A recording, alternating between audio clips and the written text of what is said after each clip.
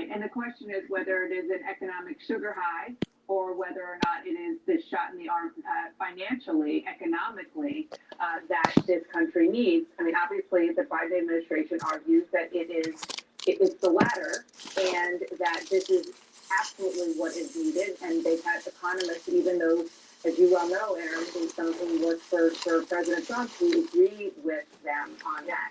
But again, back to the messaging thing, you are already hearing Mitch McConnell say that if things get better, it was because it was already happening, not because of this bill. All right, Michael, Dana, thank you both very much.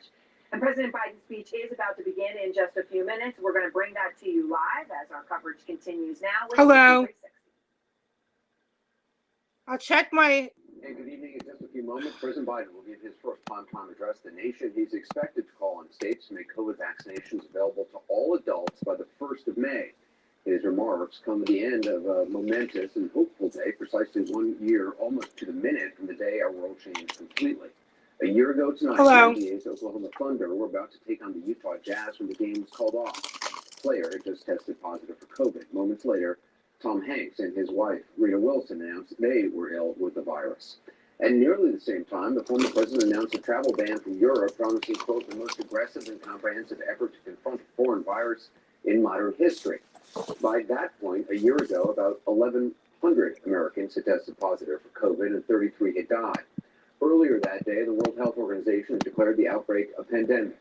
Testifying before Congress that same day, Dr. Anthony Fauci was asked, is the worst yet to come? Yes, he replied, it is. And it was. Nearly 30 million more cases, more than 500,000 lost lives in this country, and millions of lost jobs.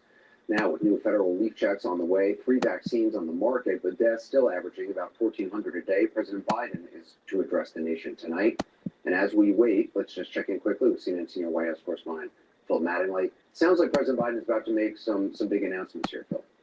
Yeah, no question about it. Look, these are remarks that are set to try and match the moment that the country is in. Obviously cognizant that Americans are more optimistic that the end of the pandemic is coming than at any point over the course of the last year, but also trying to thread the needle with the reality that there are still 1,500 Americans or more dying per day. And how you're going to see the president address this is really kind of walk through what's coming next with 2 crucial deadlines. As you noted, by May 1st, the president is going to direct that every single state must allow every eligible adult to be vaccinated. That is obviously a key timeline that the administration is laying down. And then July 4th is the second. Administration officials previewing the speech, making clear that the president will note that based on what the administration has put in place between the surge in vaccine development, between the infrastructure that's been put in place to deploy the vaccine, between the effort to expand the number of vaccinators, the number of military service members to work through this process, all of that will allow the country to get back to something close to normal by July 4th.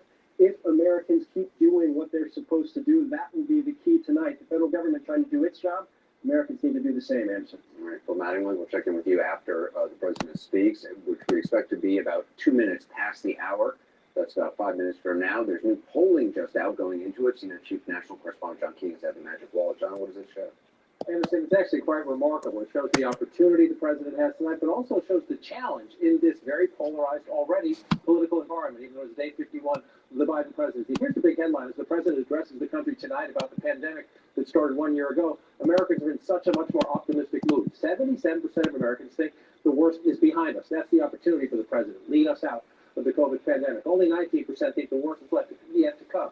And this is attributable to the Biden presidency. Look, this number, 77% think the worst is behind us, up more than 25 points since January. During the first 50 days of the Biden presidency, vaccine raw, Americans feel more optimistic. We know, Anderson, 61% support the relief package you will talk about tonight. Some of the provisions get as high as 80% or more support, like tax credits for families. Yet, the policy gets support. When you add Biden's name to the polling, you see the polarization that is American politics. You see that there is no honeymoon, even on just day 51. Do you have a lot of confidence in Biden's ability to lead us out of the pandemic? 82% of Democrats say yes, but only 35% independents and only 6% of Republicans. So the policy's on sharp ground, Anderson, but the president, he's in strong standing with Democrats. He has a huge sales challenge tonight with skeptical independents and just opponents in the Republican Party. John King, thanks very much. We'll see you again shortly. Broadcast studio is still broken. Medical team, CNN political commentator, former special advisor to President Obama, Ben Jones, CNN chief political analyst Claudia Borger, CNN's chief medical correspondent Dr. Sanjay Gupta, and CNN contributor Evan Osnos, author of Joe Biden, The Life, The Run, and What Matters Now. Someone's at the podium. Sanjay, is this May 1st deadline that Biden has set on vaccines? Is that realistic? I think from a number standpoint, it is. I mean, just getting the number of vaccines out there. 10% of the country roughly has been vaccinated so far.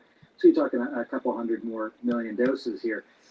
I think there's two issues though. One is that you've got to have the infrastructure still to be able to vaccinate people, and you got to make sure these vaccines are getting to the right places. That has been a struggle. So, you know, regardless of whether you open up the criteria or not, you still got to be able to make sure the vaccines get to those places. But something else, you know, if people, you know, 77% of the country think that this is sort of in the rearview mirror or the worst is behind us, they may be right. I hope they're right. But does that also mean they say, you know what, I may blow off the vaccine. I'm not going to go get it. We've seen big rises in Europe in some countries. Right. There, Evan Osnos, what are you expecting from the president tonight? I think this is a chance for him to call for action, both individually and then collectively. Individually, calling on people to get the vaccine.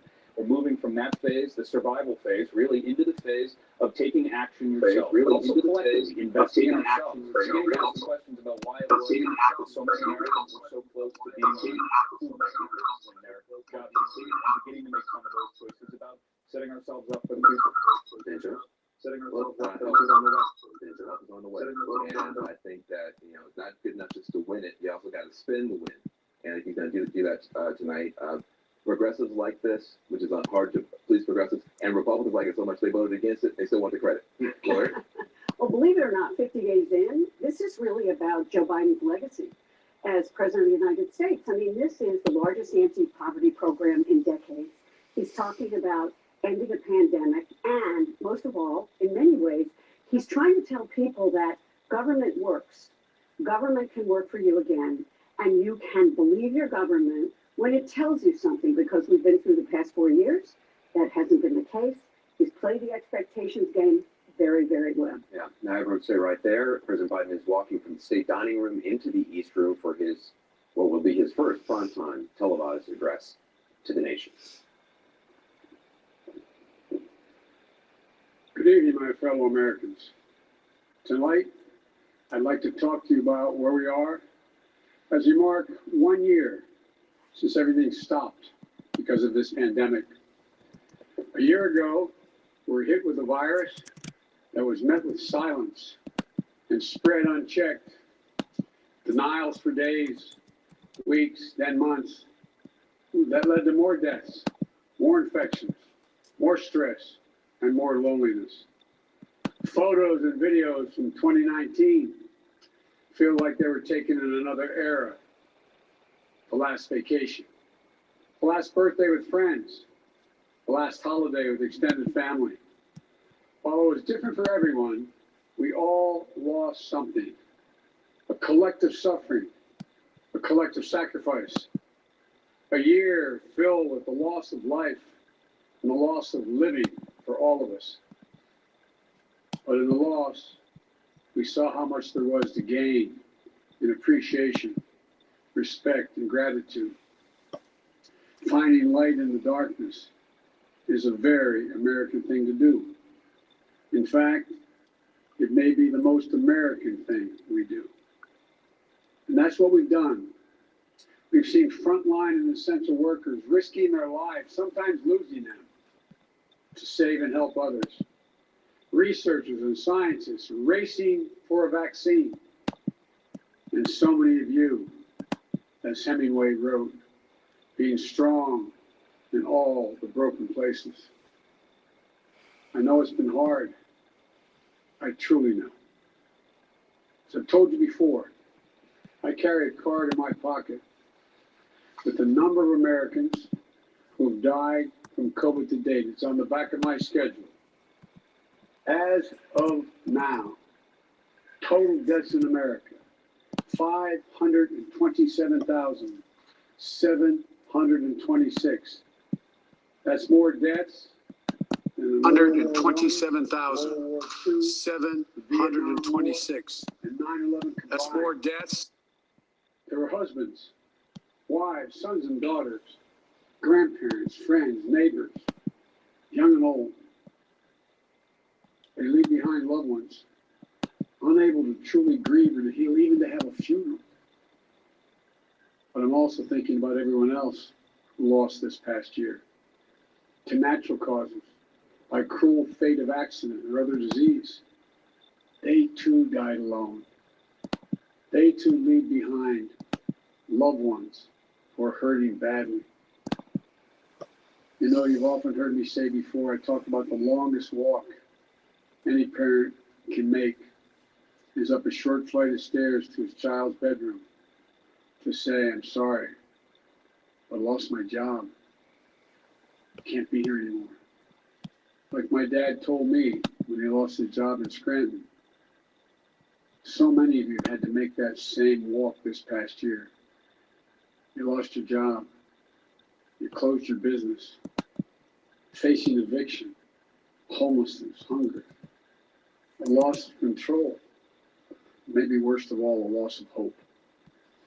Watching a generation of children who may be set back up to a year or more because they've not been in school because of their loss of learning. It's the details of life that matter the most. Parent can make. And we miss those details. Up a short flight. The big details and the small moments. Weddings, birthdays, graduations. All the things that needed to happen, but didn't. The first date, the family reunions, the Sunday night rituals. It's all has exacted a terrible cost on the psyche of so many of us. For we are fundamentally a people Thank you, who Mal. want to be with others, to talk, to laugh, to hug, to hold one another. But this virus has kept us apart. Grandparents haven't seen their children or grandchildren. Parents haven't seen their kids. Kids haven't seen their friends. The things we used to do that always fill us with joy have become things that we couldn't do and broke our hearts. Too often, we've turned against one another. A mask, the easiest thing to do to save lives. Sometimes it divides us. States pitted against one another instead of working with each other.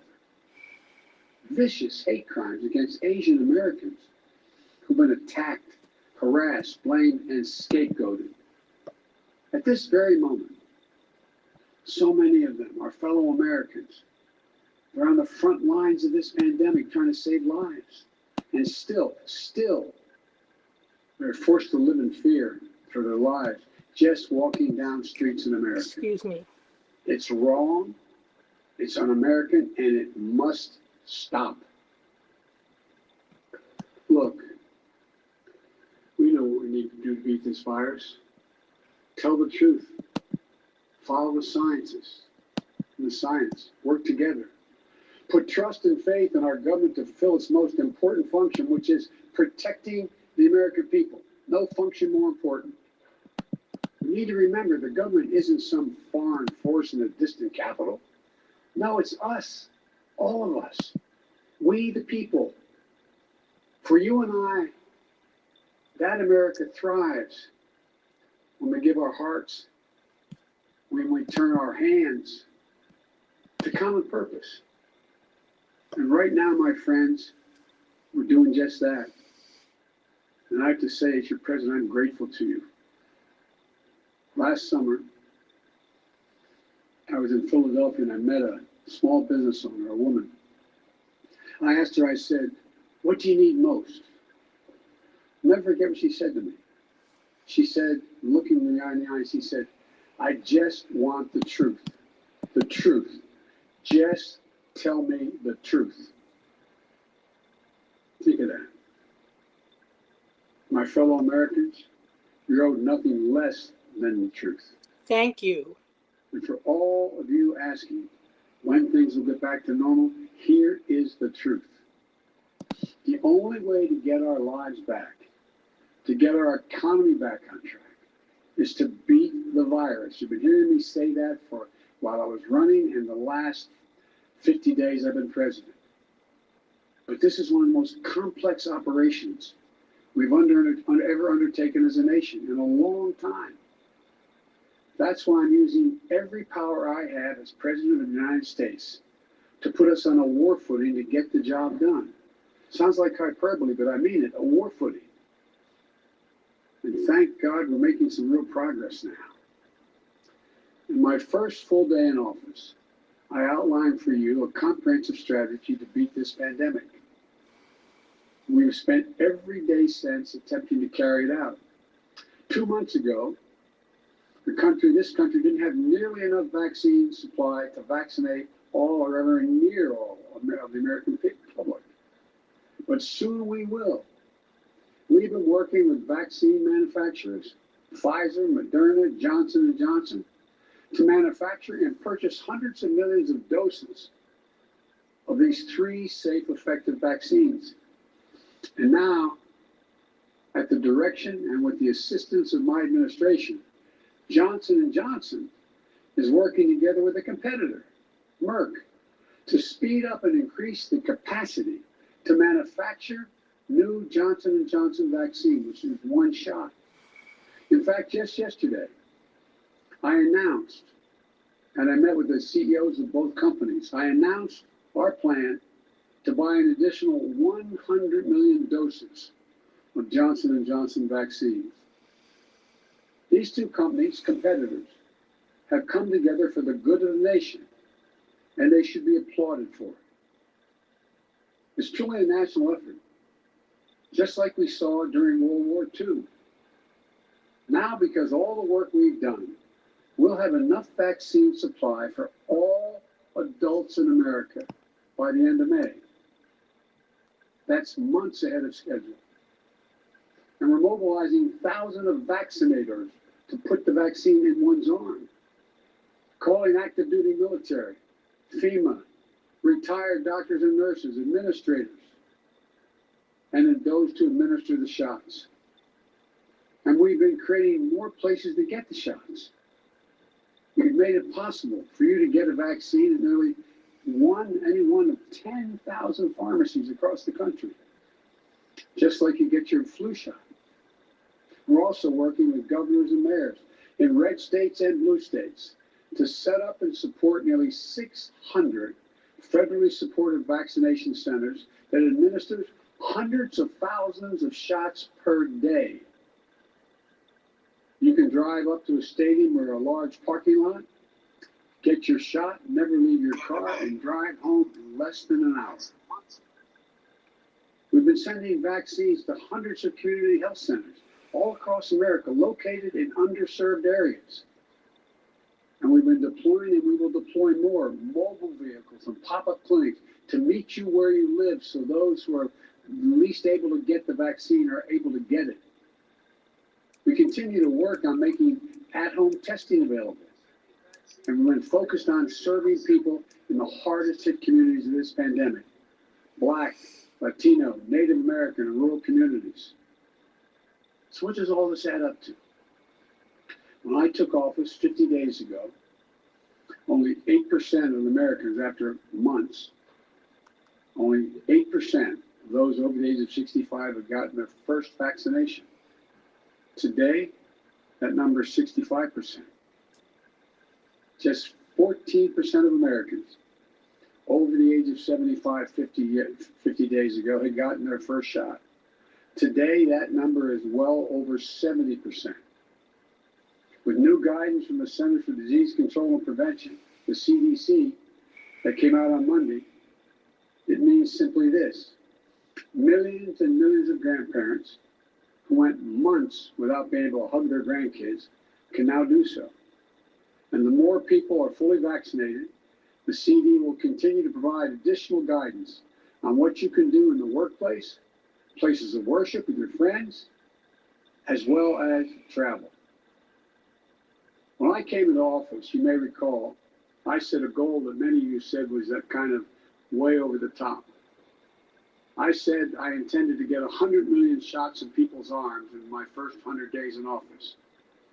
Tonight, I can say we're not only going to meet that goal, we're going to beat that goal. Because we're actually on track to reach this goal of 100 million shots in arms on my 60th day in office.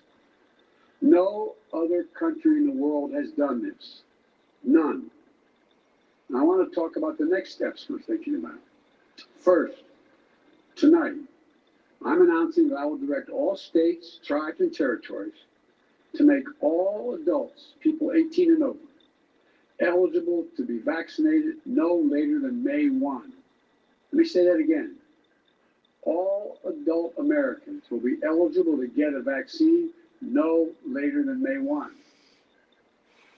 That's much earlier than expected. Let me be clear.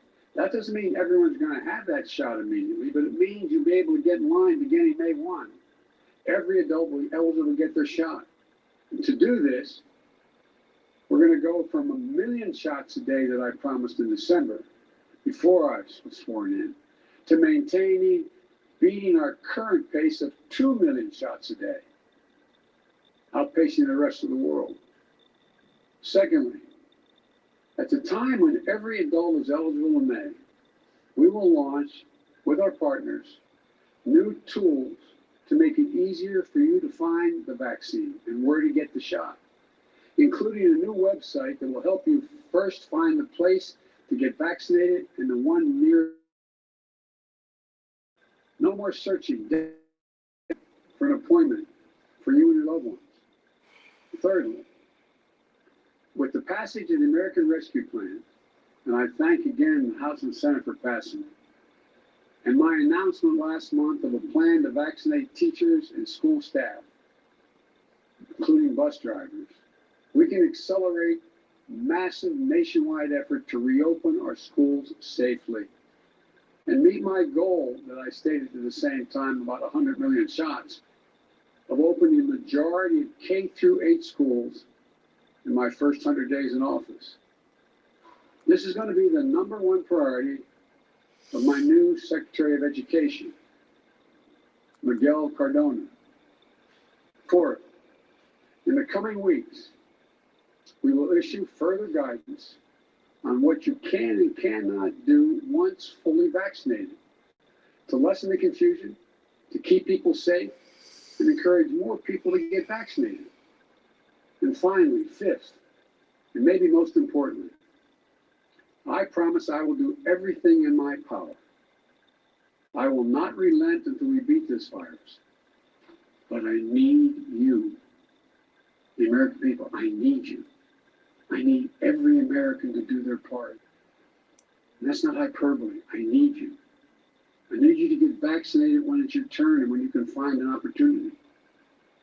And to help your family, your friends, your neighbors get vaccinated as well. Because here's the point. If we do all this, if we do our part, if we do this together, by July the 4th, there's a good chance you, your families and friends will be able to get together in your backyard or in your neighborhood and have a cookout or a barbecue and celebrate Independence Day. That doesn't mean large events with lots of people together, but it does mean small groups will be able to get together. After this long, hard year, that will make this Independence Day something truly special,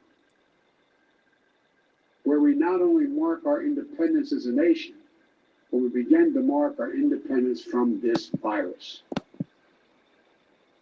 But to get there, we can't let our guard down. This fight is far from over. As I told the woman in Pennsylvania, I'll tell you the truth. But July 4th, with your loved ones, is a goal. But a goal, a lot can happen. Conditions can change. The scientists have made clear that things may get worse again as new variants of the virus spread.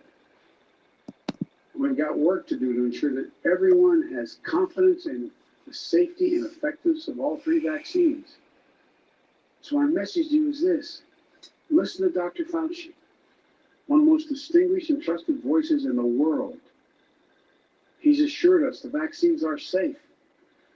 They underwent rigorous scientific review.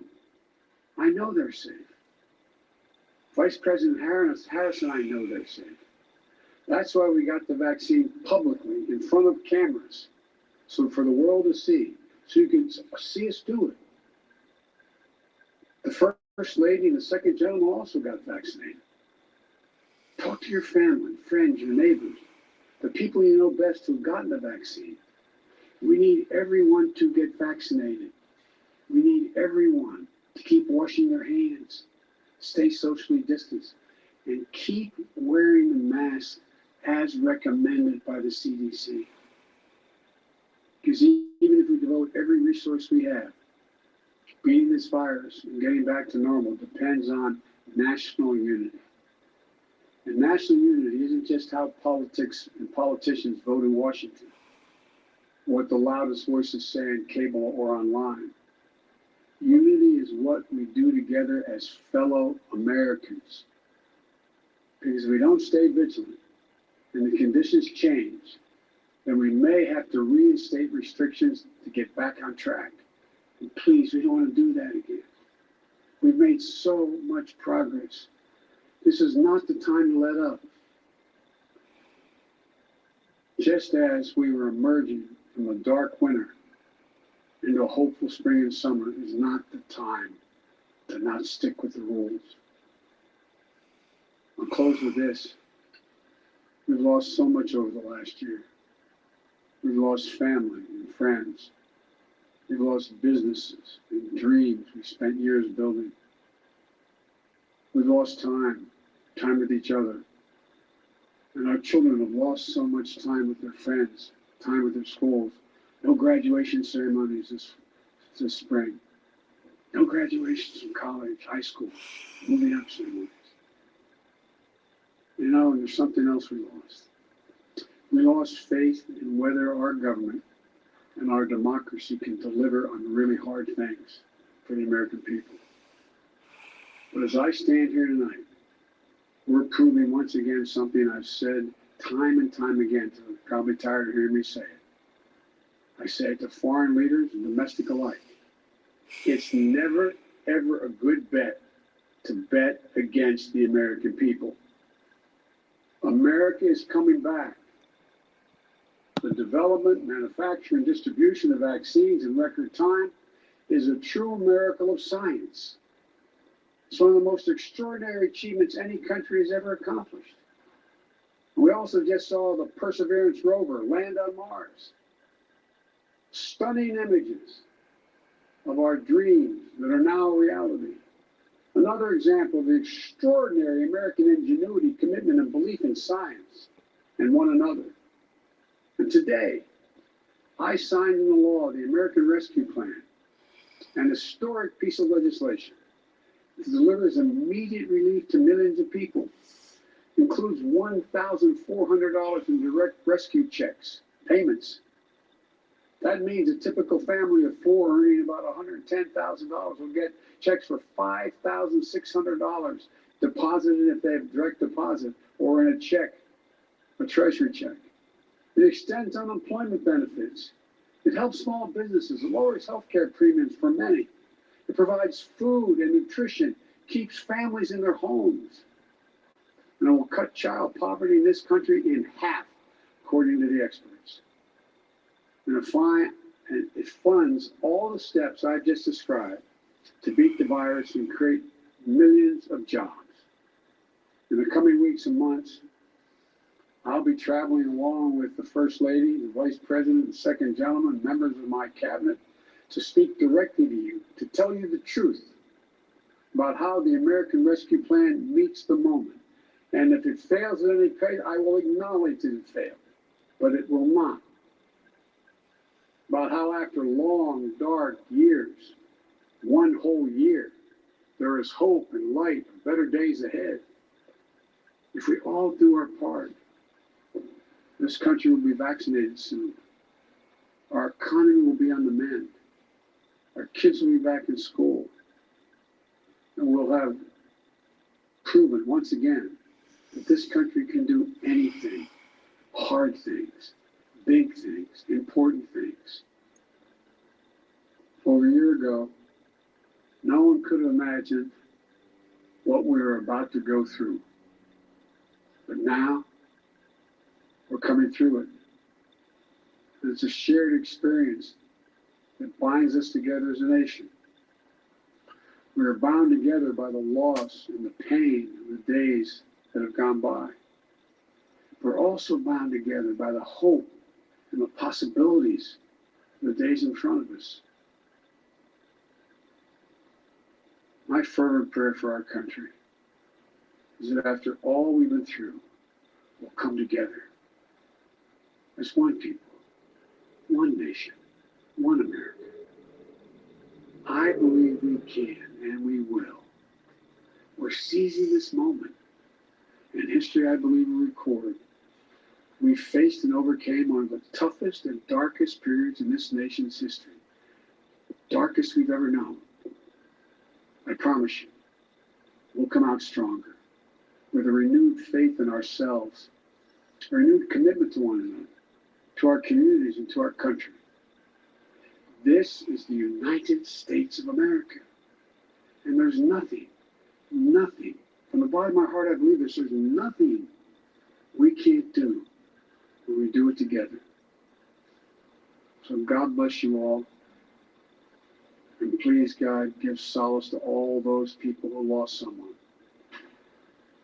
And may God protect our troops. That's what a real Thank you president for taking the time to listen. sounds Look like. forward to seeing you.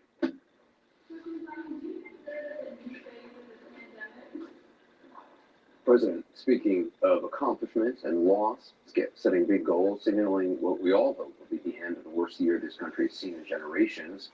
Back in Los Angeles, Gloria Borger, Dr. Sanjay Gupta, and the New Yorker's Evan Osnos. Gloria, it was interesting, we talked about the commander-in-chief. I mean, tonight he really was sort of the commander-in-chief, acknowledging, he spent a lot of time early on acknowledging the extent of the losses, not only taking out a piece of paper that had the number 527,726, which is the death toll thus far. And he spoke in great detail about what everybody in this country has missed this past year. How you missed being with your family, how you missed seeing your parents, how you missed seeing your grandchildren. The details of life that matter. It is, and this is Joe Biden. This is what he talks about. This is who he is. It's the details of life. And I was thinking back to when former President Trump spoke after he had COVID, and he said, don't let COVID dominate your life. And what Joe Biden just did was recount to us how it has dominated all of our lives, and then gave us some hope, some realistic hope, saying, I'm going to tell you the truth, but there's light at the end of the tunnel. But here is what we, not I, what we have to do together as a country and as a nation to get out of it. There were also, as a country, we've grown used to boasts and threats and jibes during a speech like this. There was none of that tonight, not even against the Republican Party that voted against it. Well, that's what the beauty of that. He got this legislation passed without any Republican support, and it's huge legislation. He hardly talked about it. It wasn't until really the end there that he even mentioned it. Yeah. Look, I just think that he is the guy we need right now. When he talked about, I'm going to heal the soul of America, a lot of people thought that was some corny stuff. But to see the President of the United States standing up there, he didn't say, you need me. He said, I need you. I need you. My God, isn't that it? We need each other. And then the inclusivity. It's a little touches. He didn't just say the states. He said, and the tribes and the territories. He talked about the rural Americans. He's got money in there for rural Americans. He talked about corporations coming together. And he stuck up for the Asian American community that's been living a horror for this entire time. But there was nothing about it where he was taking shots at anybody. He didn't blame the other party for not being there. He told the country that we can get this done. And it was just, the tone was different. Tangibly, it's different in terms of who he's helping. But this is exactly what we need right now. Evan?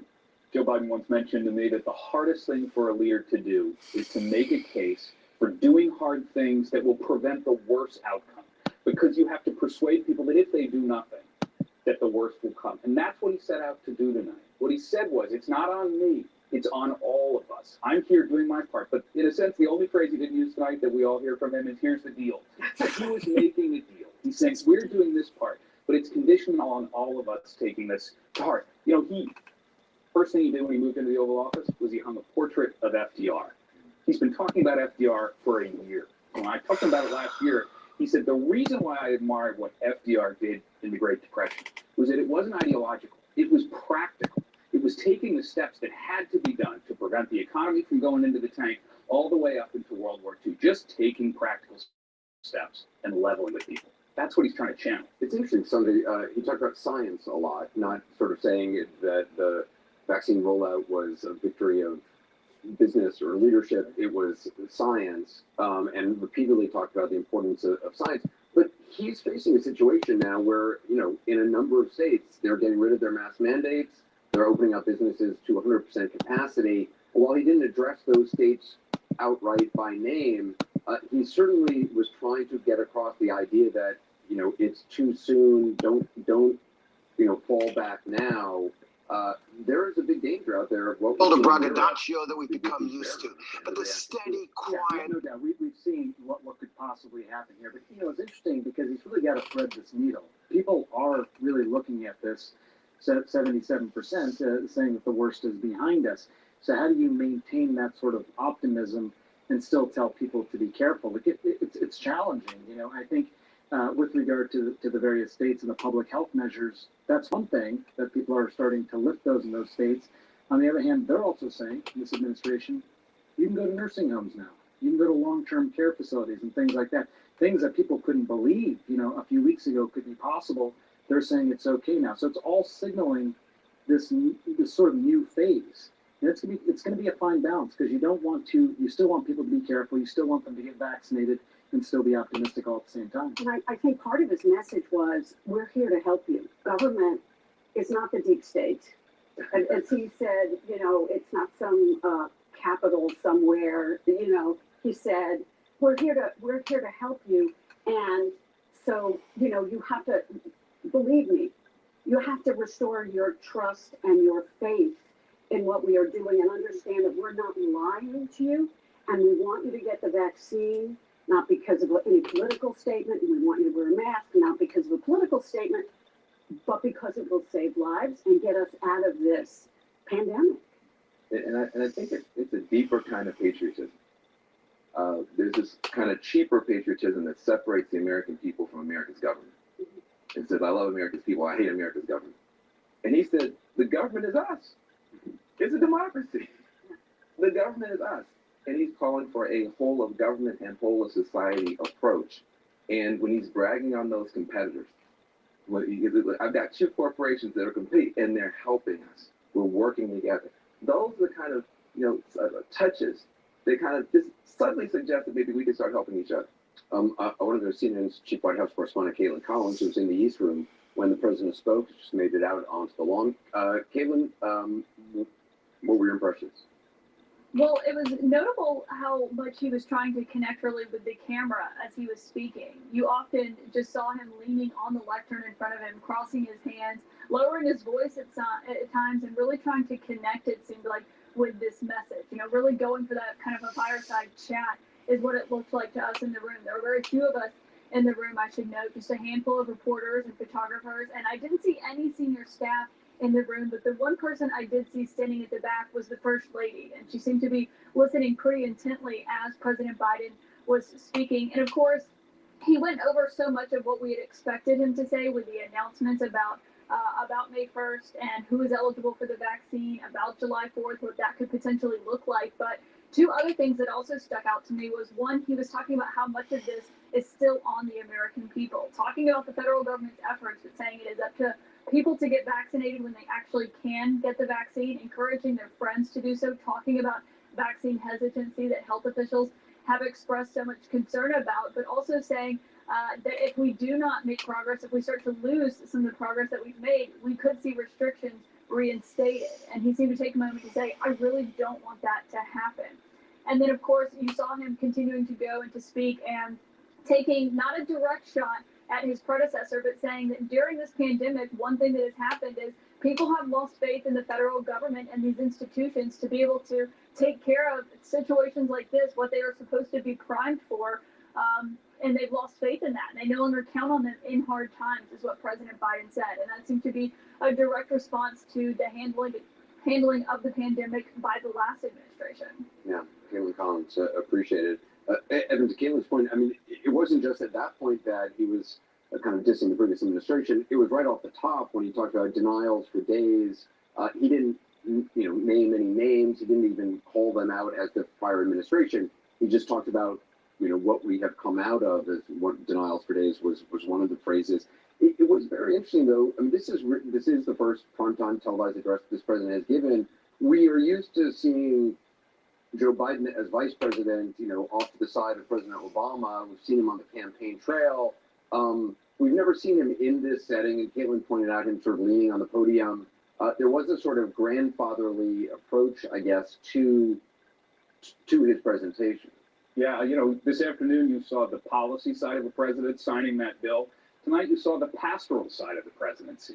That's another FDR reference. In a sense, it's a moral office, and he's trying to appeal to people. Well, some people will feel that he was going in too far. They'll say, maybe I don't connect with him. But he is trying to acknowledge the suffering.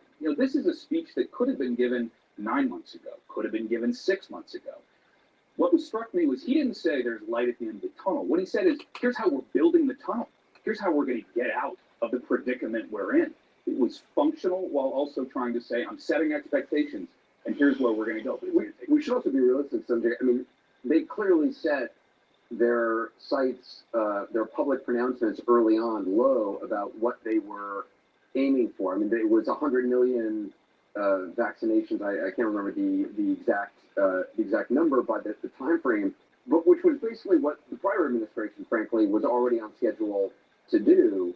And we all talked about this at the time as, well, actually, that's not really like a moonshot that they're talking about.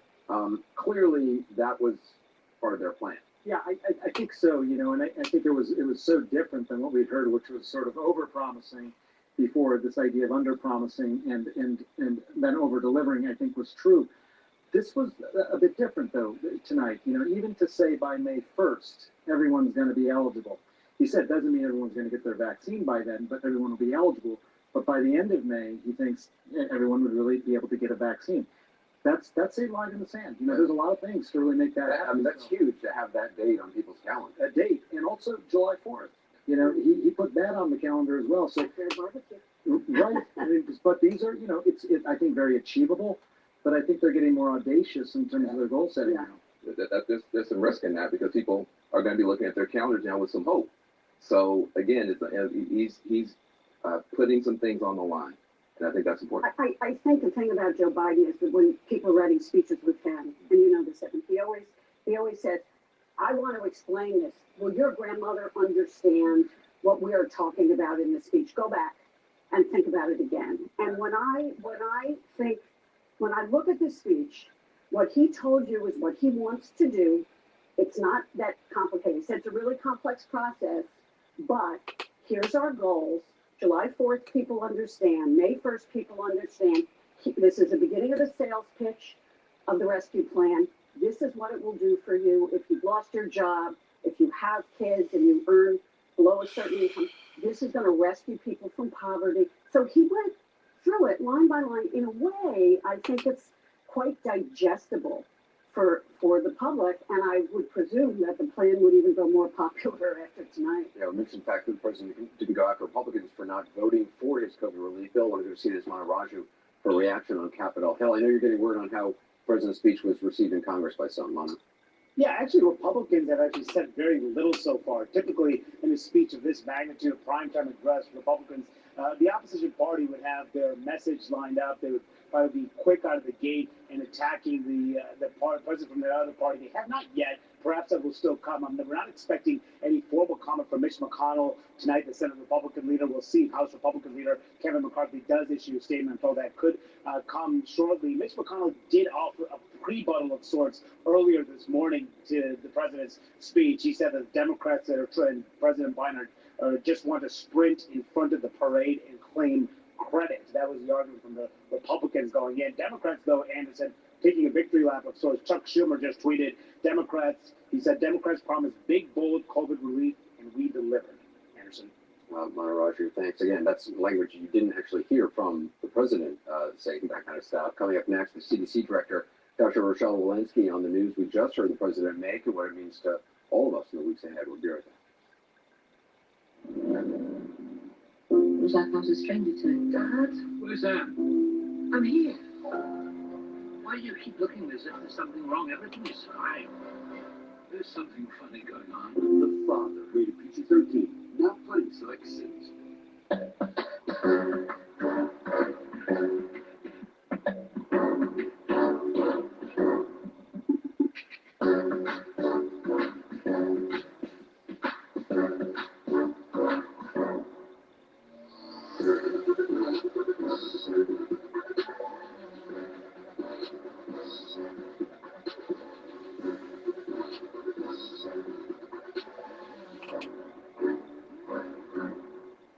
My family and I and the Indianapolis Colts have talked about what causes we really want to get behind. And one very important cause we want to be advocates about is mental health awareness. I struggled for a long time, and then I had to go to counseling, and it's okay to not be okay. No, this thing we're going through, life is not perfect. And there's so many times where, you know, you're going to face so many obstacles, and you're going to feel like the world is against you, and you just got to keep fighting. You got to keep fighting no matter what, and just don't ever give up. Kicking the stigma is our commitment to eradicating and getting this environment changed.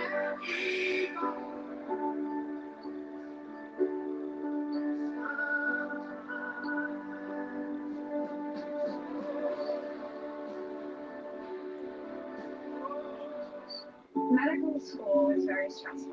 I lost a lot of hair during that time. Nutrafol is 100% drug-free and is natural, both safe and effective. You can't argue with clinical proof. Start your hair growth journey at Nutrafol.com.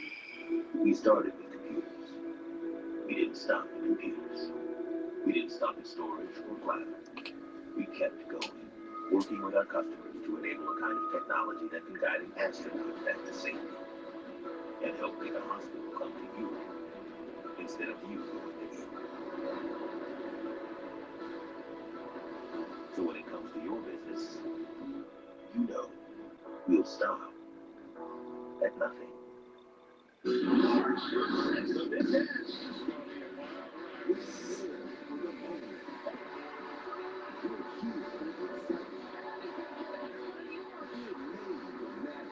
The madness begins next Thursday.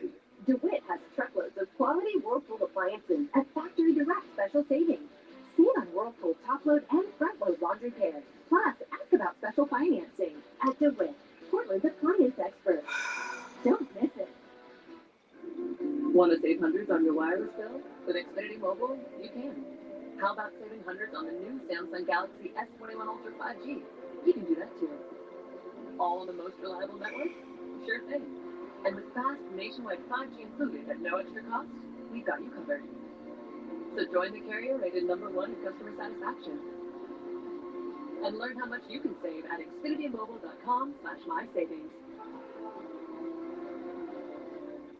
Just in, a truckload of Frigidaire Gallery appliances at low prices today. Dishwashers, ranges, and specialty built-in appliances. Get huge savings on Frigidaire Gallery appliances today at DeWitt, Portland's appliance experts. How about Andre Gupta? And this is CNN.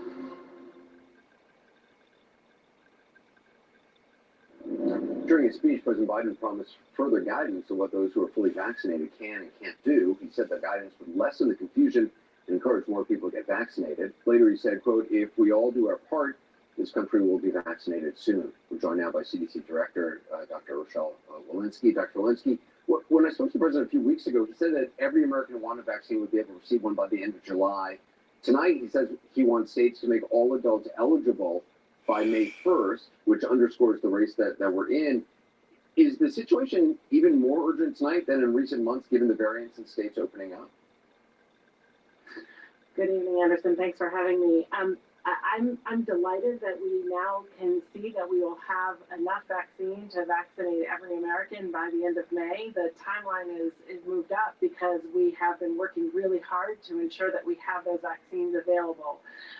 That said, you know, we are in a race against the variants. We know the more virus that replicates, the more variants will emerge. And what we really don't want to see is another surge right now as people are starting to ease restrictions, as as some states have let up the mask wearing. And what we really want to do is, with the line of sight of getting every American vaccinated, having enough vaccine to do so, that we just take our eye off the real goal of making sure that we keep these surges down.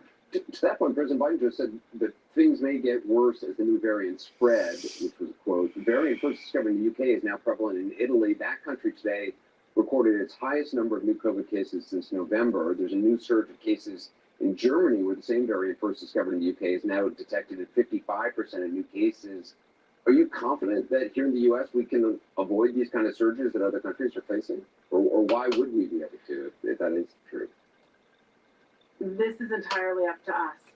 The CDC has estimated that the B.1.1.7 variant, the variant from the UK, will likely be the dominant variant by the end of March. We're on track for that to be the case.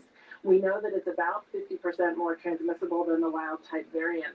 And so we really do need to maintain these control measures, these mitigation measures, masking, distancing, hand washing, all the things that we've been saying, so that we can get this country vaccinated. We're at 10% now, but we still have 90% of people who are susceptible, which is why March and April are really so critical to watch, and so critical not to keep your guard down. So your message to citizens, not officials, but citizens in Texas and Mississippi and other states that have given up on the mask mandate is what? To citizens to what? Still wear their masks? My message is you wear your mask not because your governor tells you to. You wear your mask because you want to protect yourself, you want to protect your loved ones, you want to protect your community members. And the other message is these vaccines are safe, these vaccines work. They prevent you from getting severe disease. They prevent you from being hospitalized. They have been tested. These trials have included over 100,000 people. And we really need people to want the vaccine, to get the vaccine. I know Sanjay has some questions for you as well. Hey, Dr. Walensky, over the past few days, we've heard from the CDC different recommendations. We heard vaccinated people can do more than previously thought, but still not travel. On the other hand, we heard that even if you're unvaccinated, you could visit a long-term care facility, a place that, has been a hotspot, as we know, for COVID hospitalizations and deaths. That surprised me, Dr. Walensky. How do you reconcile that? Why allow people to visit areas that are so vulnerable? Right. So we are taking really initial steps as we're following the data to ensure that people can start to do some of the things that they miss once they've been vaccinated, visiting with their loved ones, visiting other vaccinated people in small private settings. Also, among the things that have been missed are visiting your loved ones in long-term care facilities. We do know that in long-term care facilities, many of the residents now are getting vaccinated. We're protecting the residents and the staff. We haven't let up our masking, we haven't let up our distancing, and we've limited our recommendations on our long-term care facilities to places that have low incidence of disease. So we really believe that in the balance of making sure these long-term care facilities are safe, often with screening programs, that we can strike that balance and make sure that people can get to see their loved ones again. Which makes sense, and I'm sure a lot of people would be happy to hear that. But at the same time, should vaccinated people then be allowed to get on airplanes? And if you're allowing one thing, does the other thing make more sense? We're looking at the data carefully with regard to travel. What we do know is that there's about the same amount of travel now as happened during Thanksgiving. We do know every single time we have escalations in travel that happened around July 4th, it happened around Labor Day, it happened around the holidays. Right after that, we have a surge. We are very worried about transmissible variants. A lot of them have come through our travel corridors.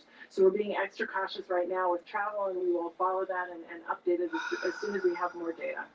Dr. Walensky, Dr. Ashish Jha of Brown University said, quote, testing remains an important part of our pandemic response, and that'll be for years now that many people in the country view vaccines as a silver bullet. How will you get the American public to try to continue to adhere to mitigation measures? Because, testing is already down, isn't it? So testing is actually not down. Testing is at about 1.1 million tests per day. It's been fluctuating, but it's really been stable. And in fact, if you look at where we were in terms of our test positivity rate, when we had the same number of infections over the summer, our test positivity rate was about twice as high, meaning right now we're testing twice as many people as we did then.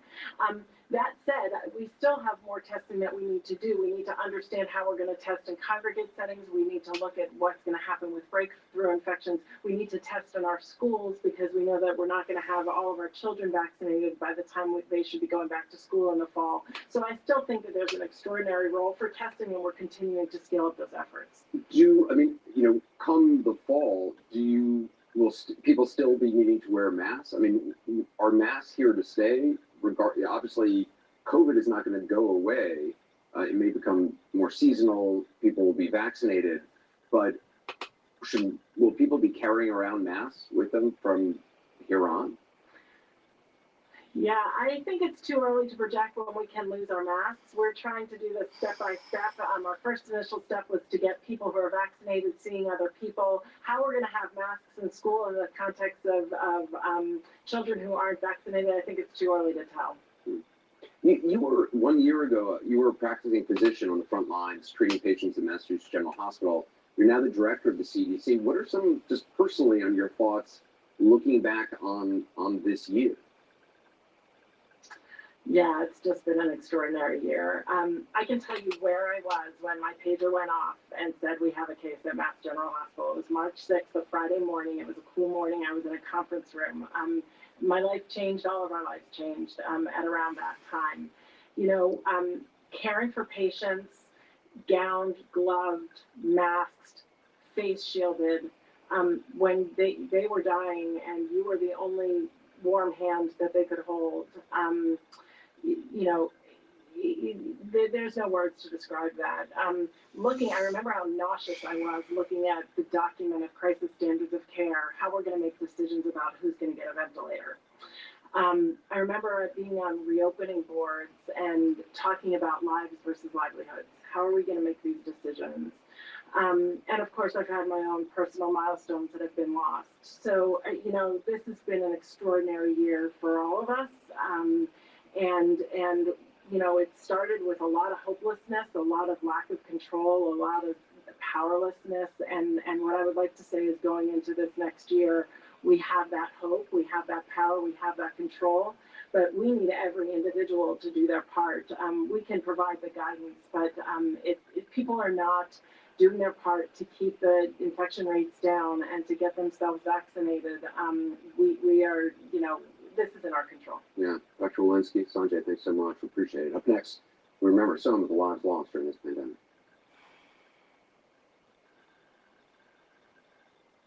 I was recruited into the CIA.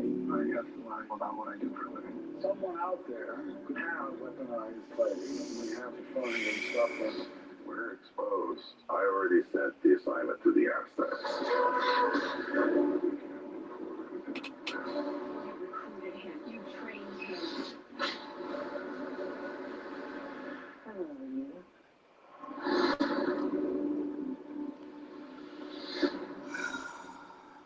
We need to reduce plastic waste in the environment.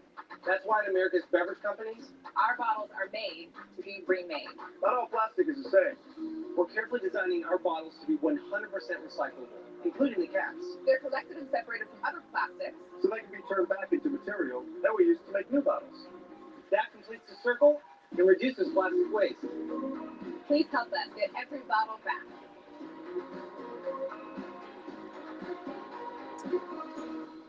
No matter what happened in 2020, it's a brand new year.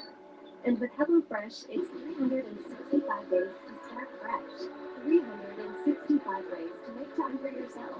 Make time for the kiddos and make their new all-time favorite meal. Just take it step by step and we'll make it happen. One dish at a time. Go to HelloFresh.com and use code TV12 for up to 12 free meals. I love Made In. I love what Made In represents. With the product, you could tell that there's extreme craftsmanship. You would think a pan is a pan until Made In came along, and I went, wow, these things are something better. The pots and pans that I'm using on an everyday basis are going to create wonderful products in my kitchen. Those are the pans that we use at Atlanta. We're going to have the best pans in the world at one of the best restaurants in the world.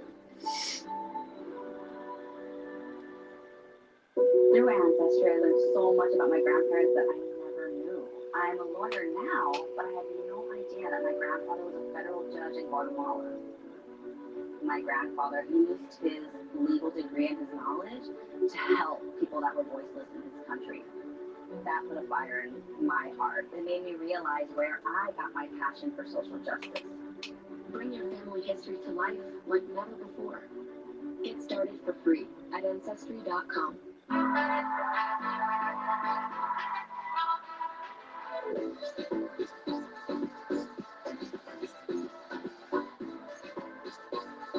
Stanley Tucci, Searching for Italy, Sundays at 9. There's the old way of saving. Then there's the Credit Karma way. No fees, ever. A great savings rate. Thanks for listening with me. Bye. Have a nice day and stay safe out there and wear a mask. And get a vaccine unless you have a medical reason, like an anaphylactic reaction to a vaccine, not to. At Batteries Plus, we power family road trips.